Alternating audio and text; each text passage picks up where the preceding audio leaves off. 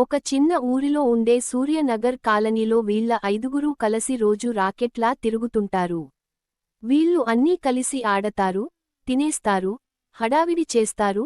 వీళ్ళ గుంపు పేరు కూడా ఉంది, బుజ్జి బృందం. ఒకరోజు వీళ్ళ ఆటకు అడ్డుగా వచ్చినది ఓ బందర్. అవును, ఒక తెలివైన కోతి, పేరు బందర్ బాబు. ఈ బందర్ బాబు గాడు కాలనీలో ఎవరి పెరుగు బుట్ట, మామిడి పళ్ళు, అరటిపళ్ళు వదలడు. ప్రతిరోజూ వస్తాడు, దొంగిలిస్తాడు, పోతాడు.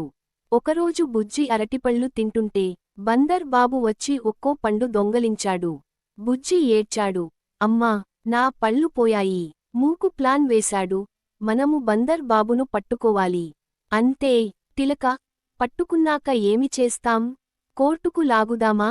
గోపి, ఆ కోతి కంగారూలాంటి స్పై. గాల్లో ఎగిరిపోతుంది అంటారు. చంటి, అదేం స్పైనా? మనకు ఓ ప్లాన్ ఉంది. వీళ్ళంతా